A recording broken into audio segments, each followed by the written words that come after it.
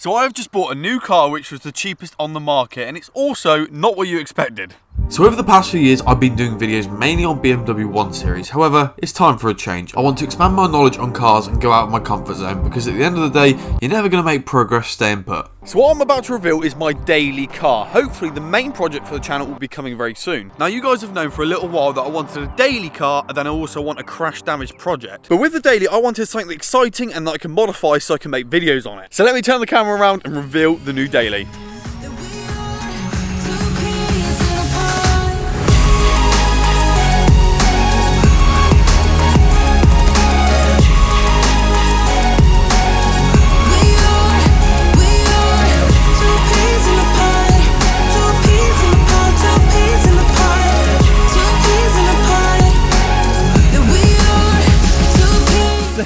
My new daily car is a 2007 Audi A5 with the 3-litre V6 diesel engine in it. And yes, I know I've bought an Audi, but just trust me, this is going to be a cool project. Now, for people who aren't aware, these cars do have a few tricks up their sleeve, so just keep an eye out. But yeah, this is the car. Now, I got this for an absolute steal. Like, when I mean a steal, I got it so cheap, and I'm hoping there's not a reason for that. But if there is, I'm sure we'll find out later down the line. But let me give you a quick run over of the car and show all the good bits about it, and also the few bad bits. Now, while I do that, comment down below a price that you think I paid for the car. Now, as I said, it is a 2007 Audi A5 with the 3-litre V6 diesel lump in it. Which, if you aren't aware, in the Audi community, this engine is quite loved and is known to be quite reliable, tunable, and also sound ridiculous, but you'll find that out. But the spec on this thing is absolutely insane. Let me just run over a few of the features. So it has got front and rear parking sensors. It's got auto lights and auto wipers. It's a manual. It has cruise control. It's got heated electric seats, which are in very good condition, especially the rears. Look, they don't even look satin. It is a very low owner car, and it came with 2 keys and a ridiculous amount of service history. And the best thing about it is the previous owner had it for 12 years, which is absolutely insane.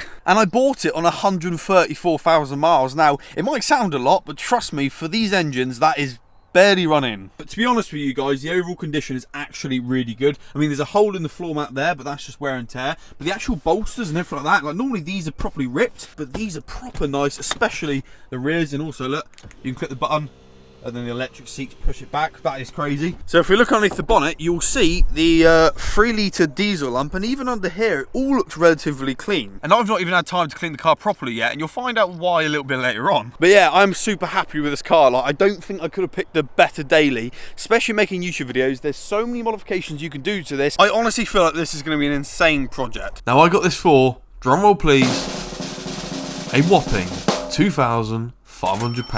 Now, of course, for £2.5 grand, it isn't going to be perfect. So let me just show you a few of the issues. So first of all, both wings, this one and this one, both have bubbling in it. Now, I've been told this is super common on these, so it might be a case where we get new wings and get them sprayed. And the only other bit of bodywork that is bad is this. There's a bit of rust underneath there. But yeah, once again, we can get that sorted pretty easily. But the main thing wrong with the car is the brakes. These things feel absolutely terrible, and it feels like the whole car is going to fall apart every single time you brake. So I'm pretty sure the discs are warped. And also, look, the wheels are not in the best condition, but we'll change those, so it doesn't really matter. There's a couple other bits, but we'll sort those in the near future.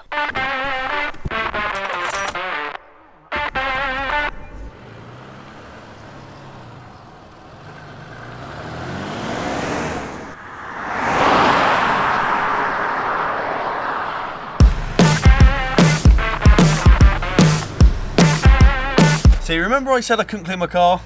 Yeah, that's why. So over the last couple of weeks, we've actually had the whole drive ripped out. You guys will probably remember how it used to look, but it was nothing like this. We've had all the posts removed and also the whole path taken away. Now, the reason why we're doing this is so we can finally fit 2 cars off the road and put them on a drive. So when the drive's complete, we'll have a lot more room to do videos and work on cars, which I'm super excited about. But for now, let's dive straight into the A5 project and get a couple of these issues sorted. So we're going to start off by replacing the driver's floor mat. Now, I had to order a full set on eBay for about £30 as I couldn't find a genuine driver's side only mat, but at least I'll have the rest as spare, and with that done, the old one's good for the bin.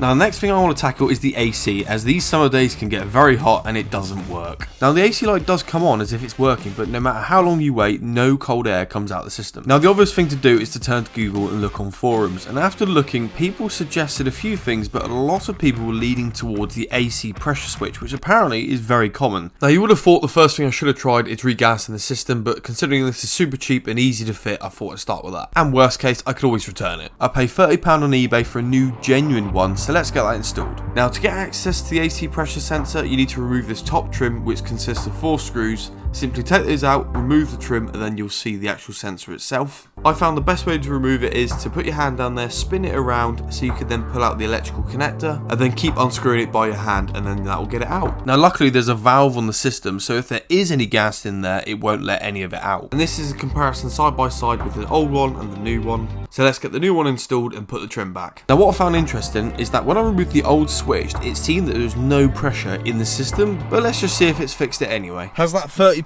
switch from eBay fixed it? Okay. The light's on. It's just gone off. What's that supposed to mean? Brilliant.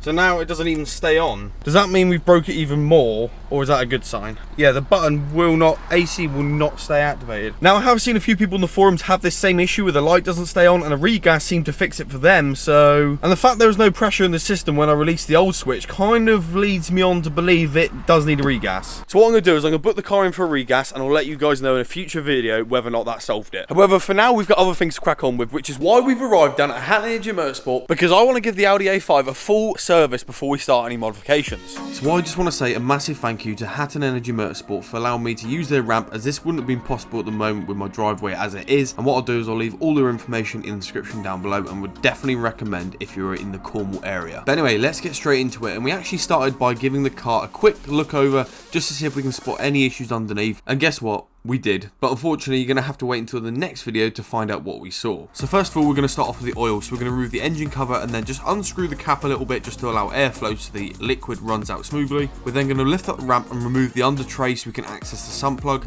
Now once we've removed the sump plug, we can then drain out the oil, and luckily because the car was nice and warm, the liquid flowed out really nice. We're then going to lower the car and leave a small tray underneath just to catch the last drips while we remove the actual oil filter itself. We're then going to remove the old O-ring from the oil filter housing, clean it up with some brake fluid, and then apply the new O-ring using some new oil just to lube it up a little bit. Insert the filter into the housing and then put it back on the car.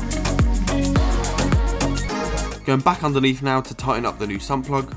And then we can fill up the car with oil, but annoyingly the eBay seller forgot to send me out the last bottle of 1 litre of oil, so we were running a little bit low, but it was just above minimum, so I've ordered some more, and that oil has already come and I've put it in the car. And moving on to quite possibly the easiest part of the service, and that is the air filter. Now as you can see here, it's a little bit dirty, so definitely needs a replacement. With the old one swapped out for the new one, we can then go ahead and get that fitted.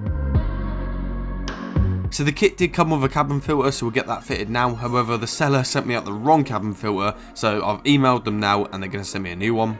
Now on to the last part of the service, which is the diesel filter. So we pop the car back up in the air and remove one of the under trays, which then revealed the actual filter itself. And it was just as simple as removing the old one and replacing it with the new one.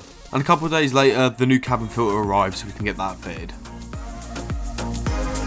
And just like that, the car is now serviced. However, we have found some issues, but unfortunately you're going to have to wait until the next video to find out what they are. And just a quick reminder to go check out the new end of the era t-shirts to celebrate the M140i project. And we're also running a giveaway to give everyone a chance to win one of these t-shirts and some detailing bits and some other bits, but I'll leave all the information about the giveaway in the description down below. Anyway, what do you think of the new daily car? I'm honestly super happy with it, and I'm hoping that everyone keeps watching the channel, because trust me, this is going to be turned into quite a cool car. And I've got a lot of things planned for it, and it would just be cool to have this as my daily car, and then hopefully a main project car soon, which I still haven't found out what I want to get yet, but give me a little bit of time and I'm sure I'll work something out. And also at the minute, I'm really trying to improve the videos and make them a lot more interesting to watch. So I want to ask you a question, and please comment down below what your answer. Do you prefer watching the videos and me go into proper detail with everything, like the issues and modifications, like proper detail and document everything, or would you rather me just do sort of snippets of each thing? And if there's a small thing, me not even cover it on camera. But yeah, let me know. And if you did go ahead and enjoy today's video, make sure you leave a like, leave a comment, and also subscribe. And I shall catch you guys very, very soon in a brand new video. Just be going. Do that again? No. You could do that, your music, that dong.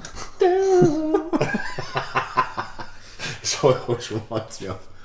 Right, sorry, serious.